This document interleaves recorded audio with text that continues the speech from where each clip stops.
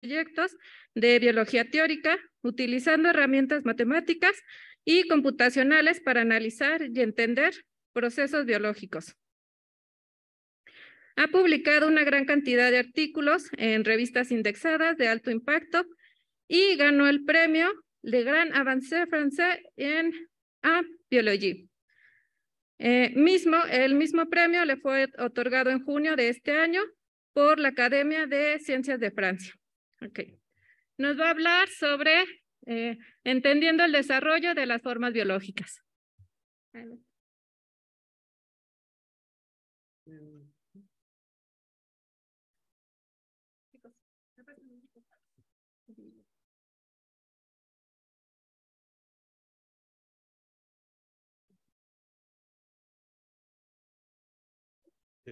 Hola, sí me escuchan, ¿verdad? Bueno, el título era más largo, no me acuerdo muy bien cuál era, entendiendo el desarrollo de las formas biológicas a través de modelos matemáticos, usando no sé, era muy largo, entonces puse este.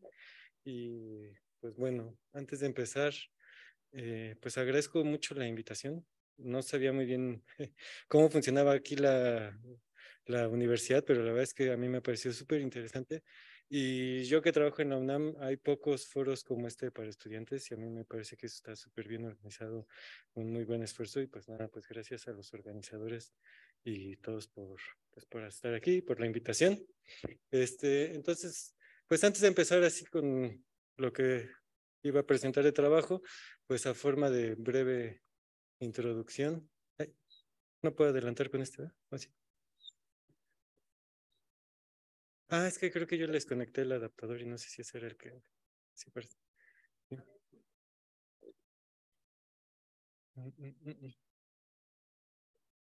Sí.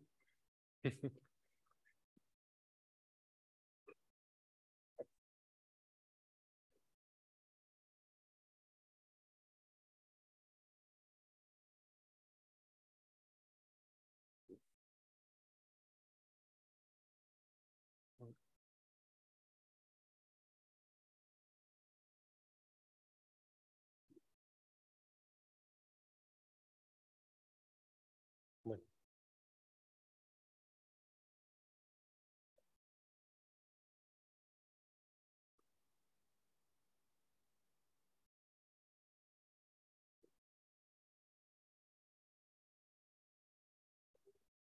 está bien.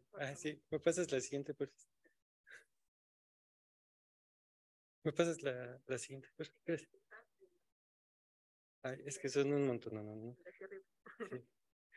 Sí. Bueno, pues yo, como dijeron en la introducción, en la presentación, trabajo en la UNAM Campus Morelia. Si no la conocen, pues los invito a que la conozcan. Es una universidad, pues no es tan grande como la UNAM de Ciudad de México, si la han visto, pero en particular, pues yo estoy en este edificio que es el Instituto de Radioastronomía, Astrofísica y el Centro de Ciencias Matemáticas, que es al cual yo pertenezco.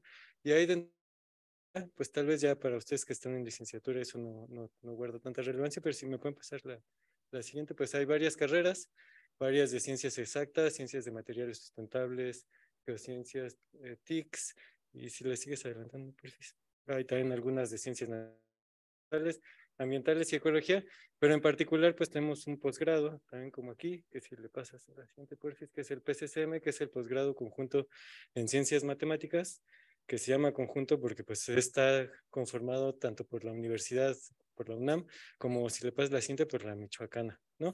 Y pues es un posgrado que es bastante amplio, si pasas porfis, porque tiene pues desde lo que yo voy a hablar, que es biología matemática, hasta muchas otras áreas, algunas de matemáticas puras y otras aplicadas, física y biología, pues serían las preponderantes, pero también sistemas dinámicos y en fin, otras cosas que son bastante aplicadas, ¿no? Yo en particular estoy en la biología matemática y en biología matemática, si pasas, somos 3 investigadores que estamos en el posgrado actualmente. Osvaldo Zuna, que es de la Michoacana, él se dedica a epidemiología y ecuaciones diferenciales y sistemas dinámicos. Creo que alguien de aquí ya me había hablado de él, entonces creo que por aquí lo conocen. La otra es la doctora Anneli Selem, que acaba de ingresar, y ella está en Big Data, Bioinformática, Metagenómica y Ciencia de Datos, que creo que hoy en día pues se usa, bueno, ya ha habido un par de pláticas aquí, ¿no? Se usan muchísimas cosas. Y el último soy yo, ¿no? Sí, la siguiente, perfecto. Yo pues tengo un área de investigación que es un poquito parecida a la de Osvaldo y en particular pues tengo como varias líneas de investigación en las que desarrollo, que se van abriendo y cerrando según mis tiempos y según quienes se van incorporando y saliendo de los proyectos. Pero en los últimos años, pues en las que más me he enfocado, uno es en el procesamiento de la información, es decir, cómo se procesa la información por los seres vivos, cómo es que detectan algo del ambiente y a partir de lo que detectan toman decisión sobre comer, reproducirse, es decir, tomar diferentes decisiones. Para eso utilizamos modelación estocástica y teoría de la información, sobre todo, son las herramientas que estaríamos usando. Luego tengo algunos donde trabajamos mucho con modelos de agentes, evolución de la multicelularidad, que es cómo es que una bacteria de repente se junta con muchas, por ejemplo, para formar organismos mucho más complicados, o cómo es que diferentes cambios de uso de suelo pueden impactar en la biodiversidad que existe en el medio ambiente. ¿No? Estos que siempre utilizan modelos de agentes y ecuaciones diferenciales, y tengo otra línea que es sobre modelos de procesos moleculares en diferentes escalas, cómo se acoplan otras escalas. Uno que llevo muchos años trabajando es fallas medulares, que son enfermedades donde falla la médula ósea y entonces empiezan a tener déficit en... Y para ver los booleanos, sistemas de en ecuaciones, y del que voy a trabajar por rollo de las plantas en particular para entender cosas de las coliflores, ¿no? Y vamos a ver por qué. Entonces, ¿por qué o qué es lo que tendríamos que saber? Pues casi siempre que doy esta plática o cuando he dado pláticas sobre esta investigación o este proyecto, pues tengo como eh, hay un poco de complicaciones en la decisión de cómo presentar, porque es un proyecto un poquito complicado. Usa herramientas computacionales que son ecuaciones diferenciales, bifurcaciones, análisis de sensibilidad. También utiliza sistemas y lenguajes de reescrituración, como los de los algoritmos evolutivos, pero en otro sistema y en otro contexto, aplicados de otra forma. Y al mismo tiempo necesita un amplio, digamos, conocimiento. Es uno de los proyectos que no hay una introducción biológica cortita, ¿no? Como que hay que entender cosas del desarrollo de los organismos vivos, cosas de fractalidad, cosas a nivel de expresión molecular. Entonces, como que abarca muchas diferentes temáticas y pues casi siempre pues tengo entre 20 minutos o una hora como hoy y no es posible abarcar todo. Y a lo que se ha ido volviendo mi forma de presentar este trabajo es mucho a la parte biológica, ¿no? Porque si no, no se entiende para qué estamos haciendo todo esto y no es como que he tenido esa tendencia poco a poco ir quitando partes matemáticas e ir metiendo más partes biológicas para que quede claro qué es lo que estamos haciendo y cuál es la motivación. Pero para hoy pues traigo una gran cantidad de diapositivas, no sé si tampoco tantísimas, pero unas 20, 30 sobre cómo se hacen los métodos matemáticos, por si tienen dudas, me pueden preguntar y si hay tiempo podemos profundizar ahorita o después de la plática, ¿ok? Pero básicamente lo que voy a enseñar son eso, el uso de ecuaciones diferenciales, bifurcaciones, sensibilidades, estimaciones de parámetros, problema inverso y sistemas de reestructuración. En cambio, por la parte biológica, pues necesitamos entender una pregunta que es original, es una de las preguntas originales que existe en la biología, que yo creo que aquí poco la habrán abarcado en sus carreras o posgrados, que es cómo es que una célula produce un organismo, ¿no? Que esta es una pregunta que existe desde antes de Cristo, no sé, lleva milenios hecha, y es que desde hace muchísimo tiempo se sabe que una célula solita se va dividiendo y poco a poco va dando origen a diferentes tipos celulares, a nuestra piel, nuestros ojos, el cabello, no sé, hígado, neuronas, todo, en una conformación espacial específica que al final termina generando una forma, en el caso de nosotros humanos o de cualquier otro animal o planta, ¿sí? Sin embargo, todos los organismos vivos que conocemos aquí en la Tierra, pues al principio, o la gran mayoría, tienen una sola célula con todo un único material genético a partir del cual tienen que ir construyendo un organismo y esta pregunta pues no es fácil o no ha sido fácil de responder, ¿no? Entonces, ¿cuál ha sido la idea, cómo hemos llegado a la idea actual de la biología sobre cómo ocurre el desarrollo de la forma? Pues hubo milenios con muchísimas hipótesis muy distintas. Seguramente en prepa vieron la más famosa, que es el preformacionismo, que al principio somos humanos chiquitos y siempre estamos creciendo, pero en realidad esa es una de muchísimas hipótesis que ha habido o ideas sobre el desarrollo biológico. Y la que hoy en día se maneja, pues viene de Mendel, que seguramente también lo vieron, ¿no? En la prepa. Mendel estudiaba chícharos y otras plantas, y lo que veía es que cuando los cruzaba y los reproducía, pues salían con cierta proporción en ciertos colores o en ciertas formas o con ciertas texturas, y propuso la teoría que hoy en día es la teoría básica o las bases de la genética, que dice, entre otras cosas, que los rasgos de los organismos vivos se heredan por medio, y esto es muy importante, de unidades discretas, es decir, hay un gen, bueno, lo que llamamos un gen o dos o tres, y que son independientes entre sí, ¿sí? Es decir, que podemos mutarlos y una mutación en un gen nos da un cambio en algún rasgo de alguna característica, ¿sí? En realidad, cuando Mendel propuso esta teoría, si vemos la siguiente, pues no se sabía muy bien qué era lo que estaba ocurriendo, no había los avances tecnológicos que hay hoy en día, y lo que se supo después, pues es que a partir de una investigación que hicieron Watson y Crick, es que pues estas unidades probablemente se encontraban dentro de lo que hoy conocemos como el ADN o el DNA, ¿no? Lo que encontraron Watson y Crick, pues en realidad lo que vino a hacer es dar una estructura física a las hipótesis y como reafirmar las hipótesis de Mendel. Y a partir de ellas, si vemos la siguiente, pues en realidad luego se empezaron a explorar qué hacían los genes y lo que encontraron son cosas como esta, ¿no? Esta es una mosca, ¿no? Lo que vemos con diferentes colores son lugares donde algún gen está activo. Cada uno de estos genes tiene un nombre y se corresponde con estos nombres que están aquí. Ahorita no importan, pero lo que sí se sabe es que, por ejemplo, el gen LAB está en la trompa de la mosca. El gen PB está en la parte frontal de la cabeza. El gen DFD está activo en la parte del cuello y en la parte anterior de la mosca, ¿sí? Entonces, cada uno tiene una expresión muy particular que se mantiene en las regiones en las que estoy enseñando, en algunos segmentos de la mosca, y que cuando se mutan, si vemos la siguiente, lo que ocurre es que cambian partes completas de los organismos, ¿sí? Esto se le llamó mutaciones homeóticas.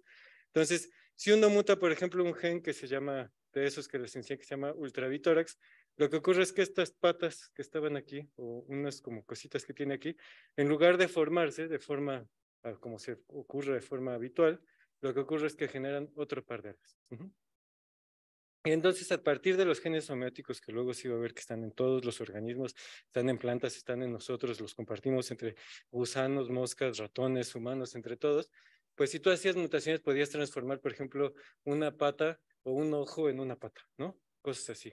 Y esto trajo una idea muy clara que yo no sé si a ustedes les habrá tocado, pero que hace unos 10, 15, 20 años fue muy importante y dio mucha de la investigación biológica, es que hay genes, si pasamos a la siguiente, hay genes que están, perdón, la siguiente, esto es lo que ya estaba diciendo, que están directamente relacionados a alguna característica, ¿sí? Que observamos nosotros visualmente. Entonces la idea es, le pasamos que hay un gen, por ejemplo, de la violencia, de la sexualidad, del alcoholismo, de la enfermedad, de las alas, de los ojos, de cada cosa. Y entonces llegó ese boom de hacer genotipos, genotipar, es decir, secuenciar, que hoy en día se hace mucho, encontrar y leer todo lo que hay en el DNA y tratar, no, por favor, todavía no, y si le regresan, y tratar de encontrar cuál era el gen responsable de hacer que tengamos ojo verde, café, azul, negro, lo que sea, ¿sí? Y cuál es el gen que es responsable de cáncer o de que tengamos una propensidad al alcoholismo o de lo que sea. Esta investigación que se llevó muchísimos millones de dólares y de recursos en el mundo, pues poco a poco fue trayendo pocos resultados, ¿no? Eso es lo que fue ocurriendo. No es que no haya sido exitosa, hay casos en los que ha sido muy exitosa, pero en una gran cantidad de casos, pues no tuvo mucho éxito. Y lo que ocurrió, si vemos la siguiente, por favor, fue que se fueron dando pues que los genes no actuaban de forma independiente, ¿sí? La independencia no ocurría. Lo que ocurría es que tienen redes muy complicadas de interacción, con retroalimentación, con otros tipos de motivos de regulación, con muchas cosas. Y entonces la investigación biológica en los últimos años a este nivel, pues se ha vuelto mucho en cómo podemos estudiar un sistema complejo como este, ¿sí? Si pasamos a la siguiente, ¿sí? Y, ay, perdón, la siguiente tarea. Y pues ahí es donde entró la biología computacional y la biología matemática, ¿sí? Tienen tantas variables, tantos parámetros, tantas condiciones, tantas diferentes cosas que experimentalmente no se pueden explorar. Sin embargo, pues matemáticamente sí, ¿no? Y en realidad la introducción de la matemática a la biología pues había empezado desde hace mucho tiempo. Fibonacci estaba muy interesado en secuencias, la secuencia de Fibonacci, que sabe que siguen diferentes patrones o organismos en el mundo vivo. También estaba, perdón, la siguiente. Eh, pues estuvo Alan Turing, seguro han escuchado de él por muchas cosas, computación, seguramente de inteligencia artificial, muchas cosas, pero en realidad él también estuvo muy interesado en la aparición de las formas y de las pigmentaciones, y también propuso teorías.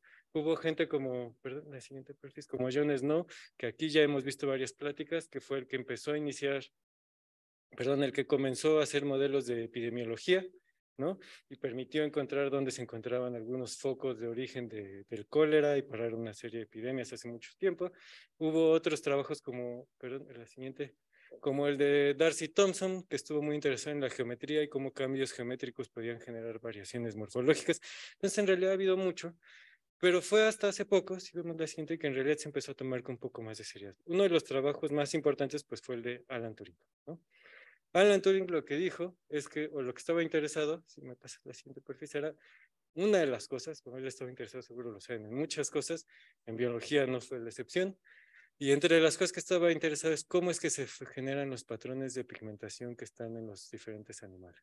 Manchas, rayas, rayas con manchas o cualquier otro tipo de pigmentación. Y lo que él iba a proponer era un sistema de ecuaciones parciales muy simple, de un par de químicos que iban a estar interactuando entre sí y difundiendo en el medio, ¿sí?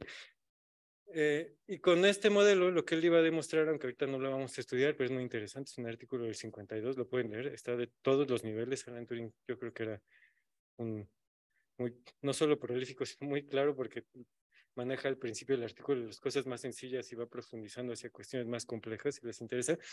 Lo que demostró es que con este sistema tan sencillo, podía generar simplemente a través de variaciones en los parámetros todos los diferentes o una gran cantidad, diversidad de patrones de pigmentación que son los que se observan en el mundo animal, ¿no?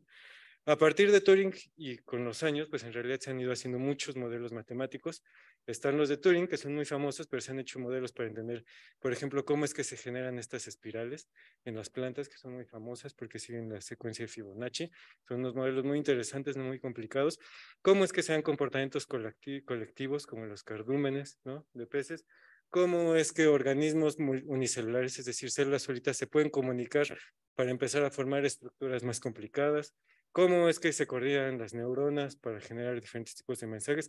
Es decir, hoy en día las matemáticas, al menos en la biología, pero creo que en muchas áreas se utilizan en muchísimas cosas, ¿no? Y entonces la pregunta se ha vuelto, bueno, ¿cómo usamos los modelos matemáticos? Hay muchas formas, de nuevo aquí vamos a estar usando ecuaciones diferenciales, ¿no? Donde vamos a tener nuestras variables casi siempre como nodos, es decir, a veces se utiliza un poquito de teoría de grafos, no demasiado, ¿sí? Que van a tener diferentes tipos de interacciones o de relaciones entre ellos, que los podemos expresar su dinámica o su cambio temporal, si son genes, por ejemplo, de la actividad de un gen, ¿no? Que esté funcionando, ¿no? A través de un sistema de ecuaciones diferenciales, y podemos empezar a buscar propiedades como las que han estado viendo aquí, ¿no? Por ejemplo, pues una de las más simples es, pues, empezar a tratar de encontrar los puntos de equilibrio, ¿no? ¿Por qué nos importan los puntos de equilibrio? Pues porque estos puntos de equilibrio, si nosotros dijimos, por ejemplo, en la mosca, que tenía los genes homeóticos, que los genes se expresan en un lugar específico de forma estable, pues estos deberían de ser puntos de equilibrio de nuestro sistema, ¿cierto? Entonces, si nosotros logramos expresar cómo es que los genes homeóticos se regulan entre ellos o interactúan entre ellos a través de ecuaciones diferenciales y buscamos sus puntos de equilibrio, por ejemplo, deberíamos de encontrar los puntos de equilibrio que representan la expresión de los genes homeóticos, ¿no? Y nos podemos empezar a hacer otra clase de estudios, sensibilidad de parámetros, mutaciones, teoría de control, no sé, se pueden empezar a hacer una gran cantidad de cosas, ¿no? Y entonces la pregunta actual, que hay una de las importantes, al menos en el área que yo estoy de la biología, es cómo pasamos de estas redes complicadas a algo que nos represente esto, ¿no? Y la nueva problemática es que no solo tenemos estas redes muy interconectadas, con diferentes ciclos de retroalimentación y modos de regulación, con dinámicas no lineales, sino que además de todo, si vemos la siguiente, es que vamos a ver que ocurren en muchas escalas, ¿no? Ahorita lo vimos a través de procesos moleculares, pero en general, pues los procesos biológicos ocurren desde escalas moleculares, microscópicas, que generalmente actúan en cuestiones de segundos o minutos, hasta escalas como la evolución de los ecosistemas que ocurren en decenas de años o milenios de años, y tenemos que acoplar todo para saber. Sin embargo, en las últimas, sobre todo en la última década, si lo pasamos, pues lo que sí ha ocurrido es que se han empezado a generar modelos que sí nos permiten empezar a entender esto, sí, que son modelos multiescala, ¿no? Este es uno que a mí me gusta mucho, que no se ve, pero está aquí abajo el nombre, lo hizo un investigador que se llama Isaac Salazar Ciudad, y él puso procesos moleculares acoplados con fuerzas físicas y con propiedades biológicas, y le permitió explicar cómo es que evolucionan los diferentes tipos de dentaduras en animales. Tal vez no es muy interesante para ustedes, pero lo que sí les puedo decir es que fue uno de los primeros artículos que apareció que podía explicar y que luego podían demostrar experimentalmente que lo que el modelo explicaba era lo que estaba ocurriendo. Y eso es lo que vamos a ver hoy. Hoy vamos a ver eso, pero aplicado a esta coliflor, ¿no? Que yo creo que casi nadie debe haber visto aquí. En México no se consume mucho. Es una coliflor un poquito rara que se llama coliflor romanesco, que es una, o sea, es la misma especie, es la misma planta, pero la parte que nos comemos, que se llama, no sé cómo se llama en español, cord, le dicen en inglés, lo que tiene es que es como una pirámide que está conformado por pirámides, que tiene pirámides más chiquitas adentro, que tiene pirámides más chiquitas, que tienen pirámides, que tienen pirámides, ¿no? Y vamos a tratar de entender cómo se forma, cómo crece y de dónde aparece, ¿no? A través de un modelo. Entonces, para eso, pues hay que entender ahora un poquito de fractales y un poco, no mucho, de biología del desarrollo de las plantas. Por eso les decía que era una gran parte biológica. Si me quieren detener, me pueden detener en cualquier momento, ¿eh? No hay problema.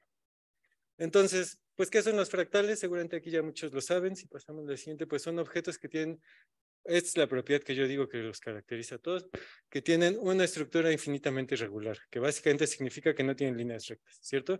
Que si vemos aquí como que hay una línea recta, pero hacemos un zoom, lo que vamos a ver es que hay ángulos y esos ángulos se siguen hacia el infinito y no existen líneas rectas, pero además los fractales suelen ser muy fáciles de construir a través de modelos recursivos, ¿no? Por ejemplo, este que es el conjunto de Mandelbrot, y lo pasamos, aunque no voy a entrar ahorita en mucho detalle cómo se hace, podemos ver la siguiente, se genera simplemente aplicando de forma recursiva esta fórmula. ¿Ok? Tienen muchas propiedades que han interesado, sobre todo en la parte de más matemática. Por ejemplo, una de las más conocidas es la autosimilaridad. No lo tienen todos los fractales, pero una gran cantidad sí. Que significa que si tomamos un cachón fractal, como que en este se llama el triángulo de Koch, creo, y tomamos un cachito y le hacemos un zoom, pasamos la siguiente, lo que vamos a ver es exactamente el mismo fractal repetido, ¿sí? Es decir, está autocontenido a la infinidad, ¿no? Si lo estamos viendo, pues lo que vamos a ver es como un zoom infinito que nos va mostrando el fractal una y otra y otra y otra y otra vez hasta el infinito, y eso lleva a tener propiedades interesantes. Por ejemplo, aquí en el fractal de Koch, lo que tendríamos es que en un área finita tendríamos una periferia, o en una superficie finita tendríamos una periferia infinita, ¿no? Entre otras de muchas propiedades que tienen los fractales que son interesantes. Sí, pasamos. Y el interés de los fractales, pues es que en realidad aquí vemos un fractal que son pequeñas ramificaciones dentro de ramificaciones y así. Los fractales que se caracterizan en matemáticas, pues sabe que existen en el mundo natural, en todos lados. Este es, por ejemplo, un río que se está formando por el deshielo desde una foto aérea, y lo que ocurre es que el deshielo va formando pequeños canales que se juntan en canales más grandes, en canales más grandes y así, ¿no? Eso no es el único ejemplo de fractales, hay muchos fractales, otros son las montañas, si pasamos otra por favor, los copos de nieve, otros más, y desde luego en los organismos vivos. En las plantas, casi cualquier árbol es una ramificación de ramificación de ramificación y tiene propiedades fractales. Las hojas de los helechos, hay muchos, ¿no? Y pues uno podría pensar como, están en las plantas, no me interesan mucho, ¿no? Nosotros somos seres humanos, somos seres bilaterales, tenemos un ojo del lado, un ojo del otro, no tenemos una simetría fractal, no tenemos nada que ver con la fractalidad. Nadie creo que haya visto algo así, nunca en su vida, ¿no? Pero lo que seguramente sí han visto es, por ejemplo, si hacemos un zoom o unos rayos X, lo que vamos a ver es que nuestros pulmones son una estructura fractal. Pasamos a la siguiente, nuestro sistema circulatorio es una estructura fractal. Es decir, los fractales se encuentran en la biología, se utilizan para muchas cosas biológicamente, tienen muchas funciones y se encuentran en muchos lugares, ¿no? Y el que nos interesa, pues es ¿no? Es la coliflor romanesco, que es la misma especie que la coliflor que nosotros conocemos, simplemente son diferentes variedades, pero son la misma planta. ¿Y de dónde está la fractalidad entonces? En realidad las coliflores tienen muchas fractalidades.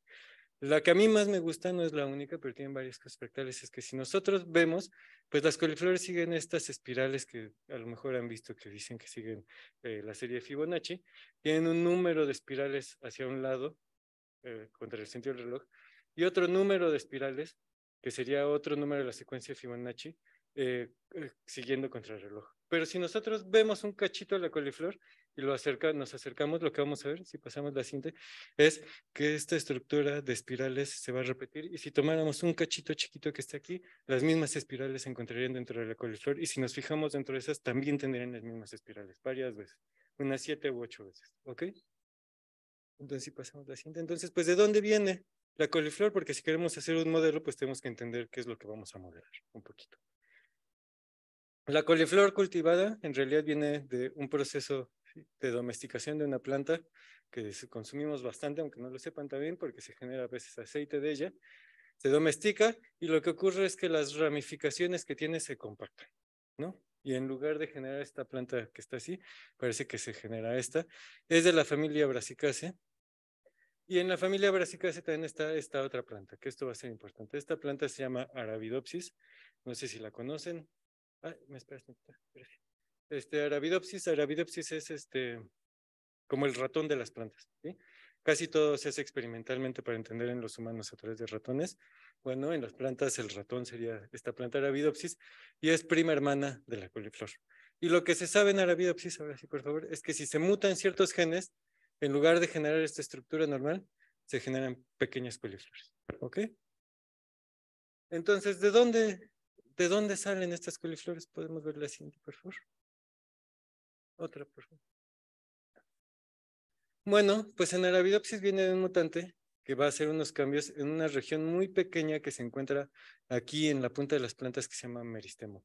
Los meristemos son algo así como las células madre de las plantas, entonces nosotros tenemos células madre que están produciendo siempre piel, siempre órganos, que están produciendo nuestros tejidos neuronales, todo. Y las plantas tienen lo mismo, pero se llaman meristemos y se encuentran en las puntas de todas las ramas, incluidas también las raíces. Si nosotros hacemos un zoom, lo que vamos a ver es este tipo de estructuras. Esta es una foto microscópica o de microscopio. Este centro que está aquí es el meristemo, ¿ok? Y todas estas bolitas o chichones que están viendo que están saliendo son meristemos laterales que está produciendo, que pueden tomar una nueva identidad, se pueden generar y convertir en flores, en ramas, en hojas y en algunos otros tipos de estructuras que generan las plantas como brácteas y otras cosas, ¿ok?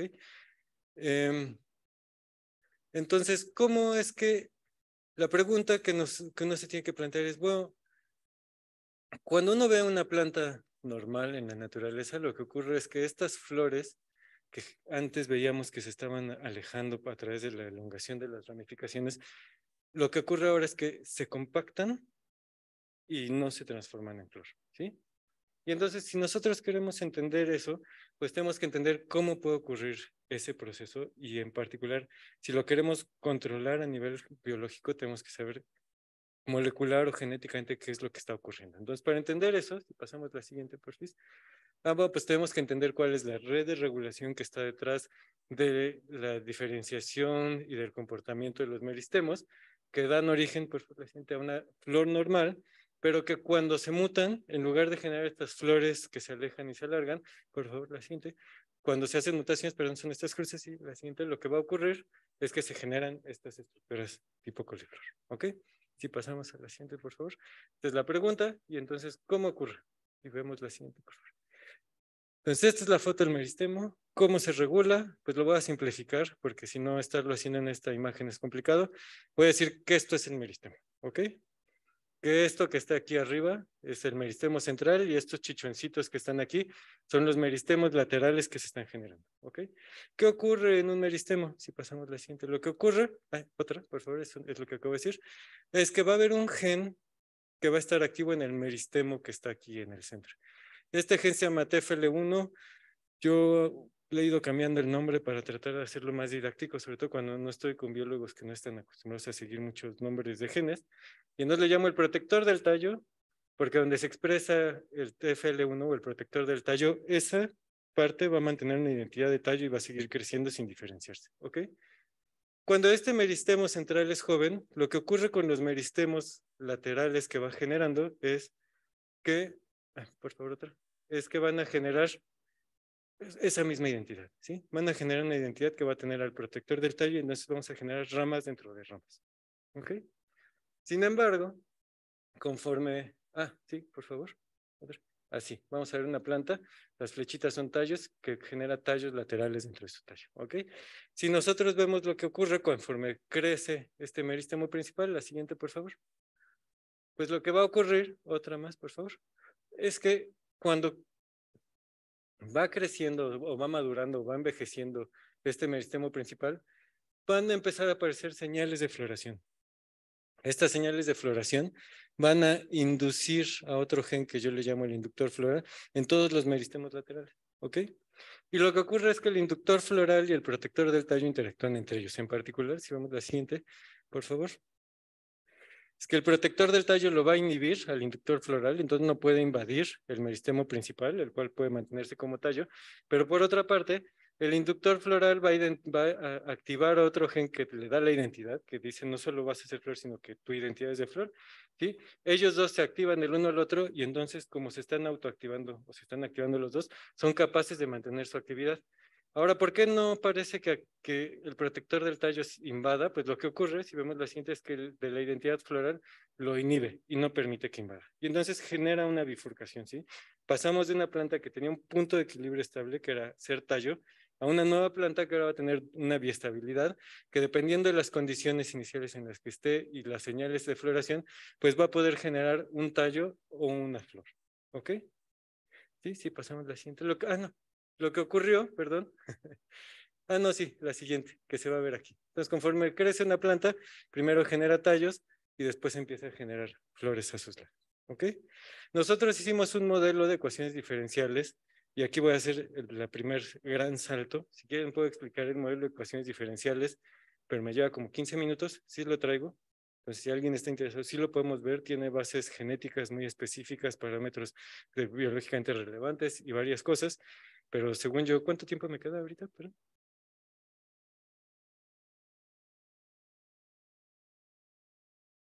Sí, me lo voy a saltar porque falta una buena parte de la historia, pero si tienen dudas, sí lo podemos ver muy rápido al final o después de la plática y yo con mucho gusto puedo explicar toda la parte matemática a gran detalle. Entonces, hicimos un modelo de ecuaciones diferenciales que contenía como variables a nuestros diferentes genes y lo que vimos es que no funcionaba. La razón más simple para explicar por qué no funcionaba es que nadie activa el protector del tallo. Entonces, en nuestra ecuación diferencial del protector del tallo, pues siempre era cero. Y si le poníamos algo que lo activara, pues en general siempre se activaba. Y aunque podíamos encontrar diferentes estados que podían representar este o este, lo que nunca lográbamos generar era biestabilidad. ¿Ok? Y entonces tuvimos que ir a hacer el laboratorio, colaboramos con un grupo que estaba en Grenoble, Francia, para tratar de entender quién podía estar activando a este protector del tallo. Y después de algunos años, perdón, si pasamos a la siguiente. Ah, sí, es que como no veo mi presentación. ¿Te regresas una por sí? Antes de explicar qué es lo que ocurrió, pues lo que ocurrió además de este problema que tenemos del protector del tallo es que cuando cuando lo que se esperaría es que cuando hagamos la mutación del gen de la identidad floral, ese es el gen que cuando se muta se sabe que genera coliflores, ¿ok? Lo que esperaríamos es que cuando lo mutan, este feedback loop positivo, esta retroalimentación positiva no se dé, entonces el inductor floral ya no sea capaz de resistir la invasión del protector del tallo. Entonces lo que va a ocurrir es que sí se va a activar por las señales de floración, eso es lo que se creía biológicamente, y después, poco a poco el protector del tallo, como ya no iba a ser inhibido, iba a empezar a invadir aquí. Y entonces lo que iba a pasar es que iba a ir debilitando la expresión del inductor floral porque lo reprime hasta que finalmente se perdía. Eso es lo que se pensaba biológicamente, ¿ok? En realidad, cuando yo empecé a trabajar en este proyecto, los biólogos con los que trabajé me dijeron que esto ya se sabía y que nos iba a llevar un mes o dos a hacerlo y que luego iba a poder hacer otra cosa. Yo les digo que me llevó 8 años. Nos llevó 8 años resolverlo, ¿no? Entonces era muy sencillo, pero no fue tan sencillo. Y lo que ocurrió fue esto, que faltaba el inductor del protector del tallo. Y pasamos a la siguiente. Bueno, y una coliflor pues sería un tallo que siempre genera tallos, ¿sí? Eso es una coliflor. La siguiente, por favor. Otra más. Otra, por favor. Y entonces, esto se quedó en francés. Bueno, disculpen, se me olvidó traducirlo este cachito. Terminamos con esta flor, donde encontramos un gen que le llamamos el inductor del protector del tallo, Gardianes protector en francés, ¿no? Y cuando nosotros incluimos este gen y terminamos con un sistema de ecuaciones de 4, bueno, en realidad eran 5 ecuaciones diferenciales y como unos 50 parámetros más o menos, lo que sí podíamos hacer era generar una planta que iba a tener biestabilidad, que iba a generar bajo condiciones de señales de floración bajas, tallos dentro de tallos, y con señales de floración altas, las flores en los lados, ¿ok? Pero cuando mutábamos, sí, por favor, la siguiente, el gen de la identidad, transformábamos esto en una red que solo era capaz de generar tallos, ¿ok? Ese es el resultado. Ahora esto parecía que resuelve el problema, pero nuestra opinión es que esto no resolvió el problema. O sea, esto nos dice molecularmente qué es lo que ocurre, pero no nos explica si realmente esto va a generar un, una coliflor a nivel macroscópico. Entonces, para eso, nosotros necesitamos usar un modelo macroscópico acoplado a un modelo molecular, ¿sí? Este modelo de ecuaciones diferenciales nosotros lo teníamos más o menos bien ajustado. Sabíamos que todos los procesos que veíamos aquí duraban 1 hora o 2 horas, lo ajustamos bastante bien, pero el crecimiento de un tallo o de un nuevo tallo, cada uno se lleva entre 12 y 24 horas, y entonces necesitamos unos modelos que tenían diferentes escalas temporales, y en particular que también tuvieran diferentes escalas visuales, ¿sí? Y entonces lo que hicimos, y aquí viene el segundo gran paréntesis, fue utilizar un sistema de reescrituración con un lenguaje formal que se llama sistema CELE, que te permite hacer estructuras ramificadas. De nuevo, si alguien está interesado me puede preguntar sobre exactamente cómo funcionan, pero son sistemas que te van a cambiar cadenas de caracteres en otras cadenas de caracteres y permiten hacer ramificaciones, pero hicimos que su comportamiento dinámico dependiera de la red. Es decir, las decisiones que iba tomando nuestra gramática sobre cómo hacer reescrituraciones iban a depender del estado o del punto de equilibrio en el que se encontraba cada red, y en particular pusimos una red en cada letra, ¿ok? Entonces, cada letra podía tener su propio punto de equilibrio. Si pasamos la siguiente. La siguiente. Y entonces, pues, digamos, como esquemáticamente lo que teníamos íbamos a ser una planta que iba a tener meristemos, que son las bolitas y tallos. Tenían otras estructuras, pero de forma simplificada es eso. Los meristemos podían generar nuevos meristemos laterales y nuevos tallos, y entonces se iba a ir ramificando. La siguiente. Pero la decisión sobre qué iba a ser cada meristemo y si podía ramificar o no dependía de la red. Y además, los inputs de la red, como las señales de floración, aunque en realidad teníamos 2 inputs, dependían ahora de la velocidad de crecimiento de nuestra planta, ¿ok? Entonces terminamos con un sistema acoplado, ¿sí? Y lo que vimos es que este sistema acoplado, pues permitía generar, esta es nuestra simulación. ¿Es video o es imagen, perdón? Si le pones ahí encima no estoy seguro. Ah, es imagen, gracias, creí que era video. Bueno, se puede hacer la simulación en tiempo real, genera este tipo de morfología. Esta es una foto que parece bastante lo que se observa, la morfología que se conoce, son simulaciones tridimensionales. Y luego hacíamos la mutación del gen que debía generar coliflores y veíamos que sí se generaban estas coliflorcitas en la punta. Sin embargo, lo que ocurre, si vemos la siguiente, es que estas coliflores están en el tallo principal, en el tallo lateral de orden 2 y en el tallo lateral de orden 3 pegados aquí al tallo. ¿Ok? Si vemos la siguiente. Pero eso no ocurre en la planta normal. Entonces pasamos como 2 años tratando de entender por qué, aunque suene como broma. Pero logramos entender, si vemos la siguiente, a través de muchas simulaciones y luego unas validaciones experimentales, la siguiente porfis, que esta expresión transitoria del gen inductor floral, si él liberaba o desencadenaba la producción de nuevos tallos, entonces podíamos generar esta recursividad que necesitamos para la fractalidad. ¿Ok? Y entonces podíamos generar simulaciones que tenían coliflores en muchos diferentes tipos de órdenes, en muchas ramificaciones, que es lo que se sabe que ocurre. ¿Ok? La siguiente porfis. Y entonces llegó la pregunta final, ¿no? Que era la que originalmente queríamos responder después de todo esto, ¿no? Ya sabíamos cómo podíamos pasar molecularmente de una planta normal a una coliflor, que sí podíamos hacer las simulaciones que nos lo iban a generar. Y la pregunta era, ¿y pues cómo generamos esto? ¿Cierto? Entonces, nosotros tenemos aquí una estructura redonda y aquí tenemos una estructura piramidal. ¿Cuánto tiempo me queda para ver si meto unas diapositivas extra?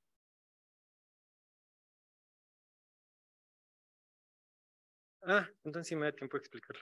¿Le puedes abrir tantito ya la presentación? Hay como unas escondidas. ¿Las puedes poner? A partir de esta y luego la escondida, que no se la suerte. Entonces, gracias. Entonces, Hicimos unas simulaciones donde empezamos solo de un tallito de que veíamos que sí nos podía generar la morfología de la coliflor y a partir de ese modelo más simplificado que generaba una sola coliflor en vez de muchas, pues tratamos de explicar esto. Si pones las escondidas, perfecto. Ahí está. Y entonces, ¿qué es lo que se sabía? Pues este es un meristemo de una coliflor como las que nos comemos, ¿sí? Como células madres de las plantas. Y lo que se sabe es que los meristemos de las coliflores romanesco, la piramidal se llama romanesco, no son iguales, empiezan redondos, pero conforme envejecen se van faciando, que significa que crecen mucho y que se van alargando. ¿Ok? Eso parecía un poco irrelevante. A ver si pasamos a la siguiente. Ay, ¿te saltaste una creo, no? ¿O no? ¿Estoy equivocado? ¿No? Ok, entonces tal vez, no, la de atrás, por favor. Entonces, lo que se sabe es que el tamaño del meristemo va a cambiar la filotaxis de las plantas. La filotaxis es donde se posicionan los nuevos órganos, es lo que genera las espirales, ¿ok? Que se observan en las plantas. ¿Cómo funciona la filotaxis? En reglas simples, aunque hay muchos modelos, también los pueden ver. Son varias reglas muy simples. La primera es, ay, pero sí se salta un cacho, ¿no?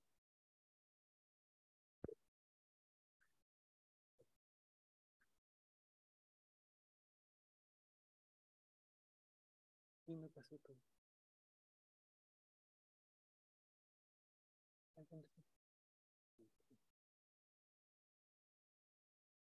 ¿Cómo se puede hacer?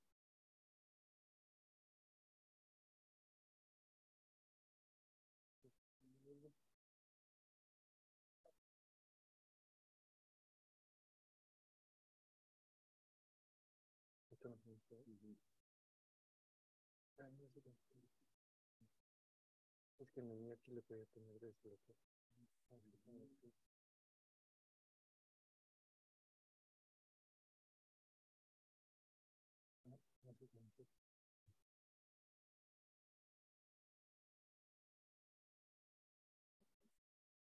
Sí, se pueden avanzar desde ahí para que se vean, porque si no, no les van a ver.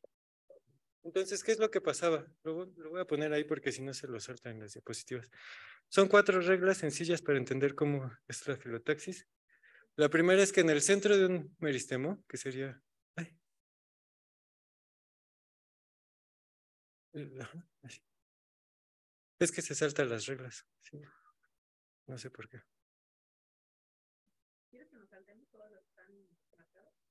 No quería verlas. Sí.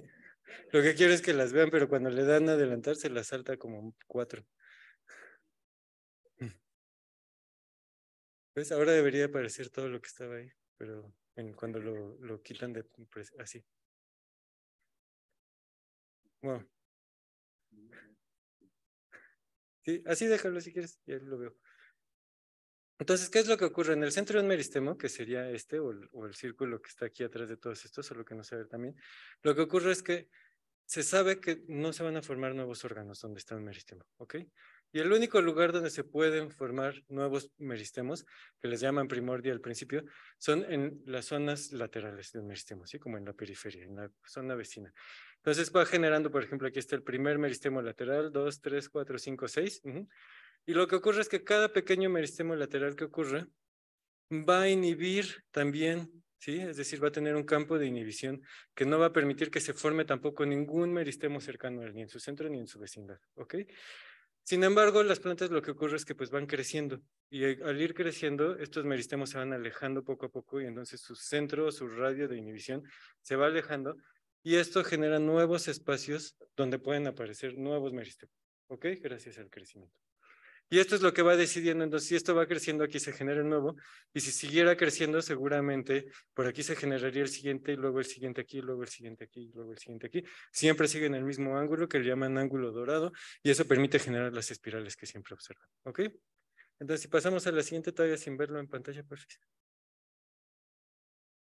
Pues es que aquí no sale el video. Híjoles, no sé cómo hacerlo. Bueno, pues es que este modelo, pues sí permite generar, era solo un video aplicando con programación, pues las 4 reglas, pues permitía ver cómo se iban a generar la nueva generación de espirales. La siguiente, pues.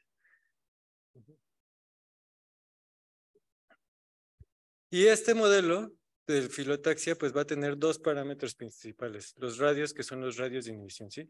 El radio de inhibición del meristemo principal y el radio de inhibición del meristemo lateral, que le llaman el parámetro gamma, que es un parámetro de control, que simplemente es el radio de ambos radios, ¿sí? Y entonces lo que vamos a tener, ¿sí? La siguiente, por favor. ¿Sí? Es que este parámetro gamma se sabe que regula muchas cosas.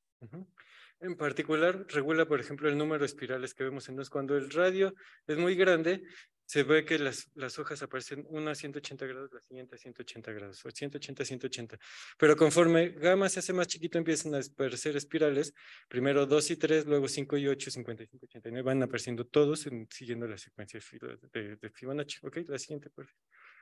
También se sabe que va a regular otras cosas como qué tan rápido se generan nuevos meristemos laterales, ¿sí? Mientras más chiquito hagas gamma, más meristemos laterales se van a producir. La siguiente, porfis, para ya acabar. Y lo que se sabía es que cuando uno medía esas propiedades entre la coliflor normal y la coliflor romanesco, pues justamente en la coliflor normal el número de espirales es constante, como si este parámetro gamma no estuviera cambiando, mientras que en romanesco se iba incrementando como si cada vez fuera más chico. Lo cual ocurriría pues si justamente el meristemo se hace más grande. ¿Ok? Lo mismo con el plastocrón, que la producción en las coliflor es normal, ¿sí? Es constante como si no creciera el meristemo, pero en la romanesco va decrementándose como si lo que fuera ocurriendo es que va creciendo. Entonces había una serie de cambios morfológicos que se observaban entre la coliflor y la romanesco y todas se podían explicar, ¿no? Aquí ponía 3, todos se podían explicar a través del tamaño del meristemo y este cambio. Entonces hicimos un modelo, ahora sí, por fin, y ahora sí en pantalla, por favor. Un modelo que pues iba a tratar de modelar eso, ¿ok?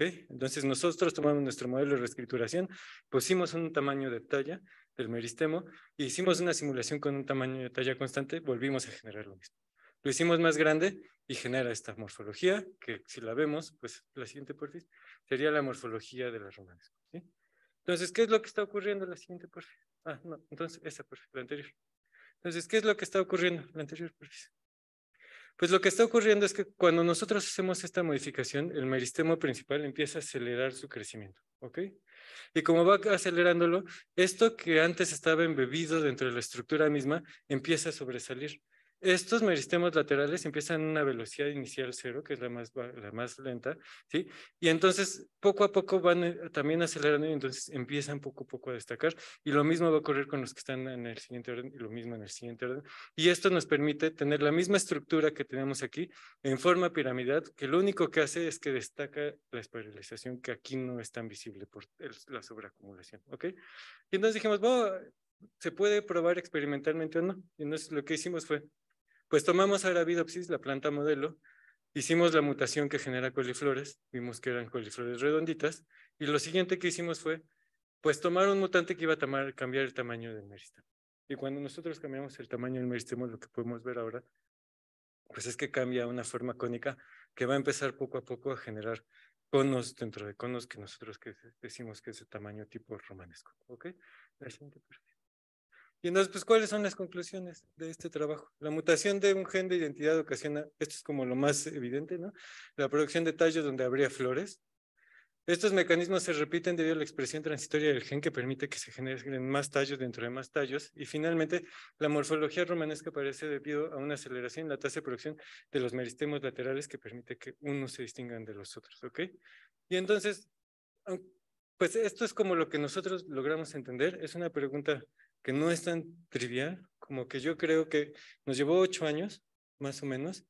En realidad, parece muy trivial cuando uno la explica, pero yo creo que pues había tuvimos más de 200 hipótesis que pudimos hacer en modelos y explicar y aproximar de diferentes formas y probar experimentalmente. Y entonces lo que yo diría es, pues ustedes que están ahorita apenas en formación, yo sé que esto es algo muy de ciencia básica en biología, muy aplicado en matemáticas a la vez, ¿sí? Es que en la biología en realidad existe una gran cantidad de problemas actualmente que no se entienden, que a lo mejor tienen explicaciones sencillas, pero que una de las formas de aproximarse pues es a través del uso de herramientas matemáticas y computacionales y pues este solo es un ejemplo que nosotros hemos desarrollado, ¿no? Y entonces pues estos son las personas que participaron. François Parcy, Gabriel Tychinski, Marie Lemasson, todos ellos hicieron todos los experimentos, aunque aquí enseñé pocos, hicieron muchos. Y Christophe Godin y yo hicimos casi todo yo, pero con Christophe la parte de modelado, todo se hizo en Francia, tuvimos muchos colaboradores y no se ve mi correo porque quedó abajo. Lo siento, pero bueno, si me quieren contactar me pueden encontrar en la página del Centro de Ciencias Matemáticas, me pueden escribir y nosotros, tanto Nelly, Osvaldo como yo, como somos un grupo en comienzo, pues siempre estamos contentos de recibir gente si quisieran tener algún tipo de aproximación del tipo de trabajo que hacemos nosotros y pues gracias a ustedes.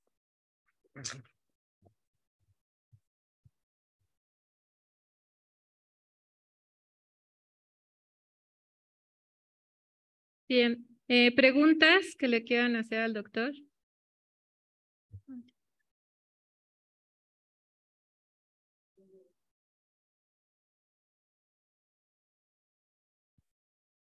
Gracias. Buenas tardes. Hablaste por ahí en algo de análisis de sensibilidad. Supongo yo que cuando hablas de análisis de sensibilidad te refieres a que en tu modelo, en tu sistema de ecuaciones diferenciales, debe haber algunos parámetros, eso es lo que supongo, y que cuando hablas de análisis de sensibilidad te refieres a qué tan sensible o qué tan grandes o pequeños son los cambios que sufre tu sistema cuando le varías alguno de esos parámetros. Entonces mi pregunta es, ¿cuáles son esos parámetros más importantes de los que depende tu sistema y si hay alguno más al cual sea más sensible el sistema? Y la otra es, cuando hablas del ángulo dorado, por ahí hablaste del ángulo dorado, ¿tiene algo que ver con la proporción áurea? Gracias de antemano por la respuesta. Sí tiene parámetros a los que son más sensibles. Teníamos varios tipos de parámetros, pero 4 que se repetían mucho. Uno era tasas de degradación, tasas de producción, velocidades medias y qué tan steep, ¿cómo se dice steep? Es la pendiente de nuestras curvas en las ecuaciones diferenciales. Generalmente el que era más sensible era al steepness, ¿no? Pero no era tan grave porque sabe que en estos sistemas casi siempre tienen un exponente 2 que hace que justamente tu función sea bastante steep. Entonces, si nosotros lo hacíamos muy chiquito, sí teníamos muchos problemas, pero si no, no era tan grave. Y luego, entre degradaciones, velocidades medias y tasas de producción, había algunos a los que era sensible, pero en general no era muy sensible a esto por varios órdenes de magnitud, entonces era bastante robusto a cambios en estos. A los que era muy sensible era al steepness de nuestra ecuación, ¿no? Y la segunda era que el ángulo dorado, si venía de la proporción áurea, sí tiene una relación con la proporción áurea y con la serie Fibonacci, ¿no? ¿Otra pregunta? Solo tenemos tiempo para una más. Hola, disculpa, bueno, tu plática estuvo muy interesante y se ve que hay una pues gran dedicación con respecto a la investigación que se está haciendo en este momento con lo que haces, ¿no?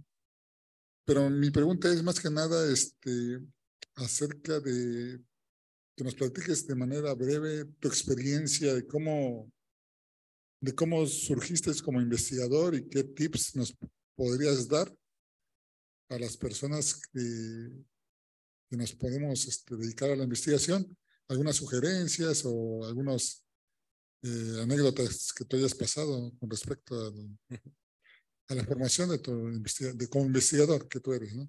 Sí, pues yo creo que la investigación pues la tiene que guiar el interés de uno mismo, ¿no? Entonces, si uno está trabajando en algo que no le interesa, yo no soy tanto de que crea que hay una pasión por un tema, hay gente que sí, pero yo no tanto, pero lo que sí creo es que sí tienes que enfocarte en temas pues que tengan un interés o alguna relevancia para ti.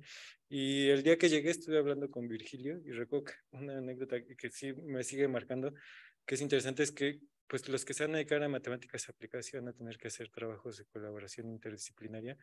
Algo de lo más complicado ha sido la comunicación y el lenguaje, ¿no?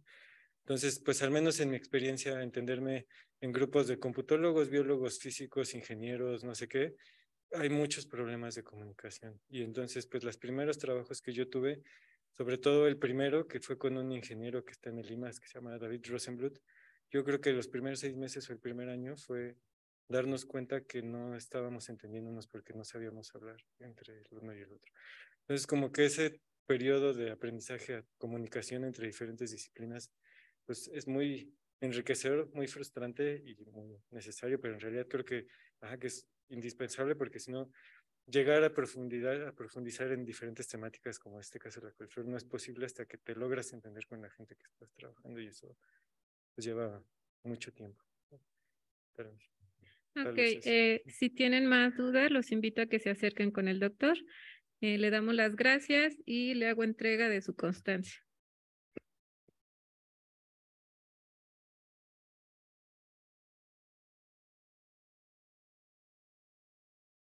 Gracias.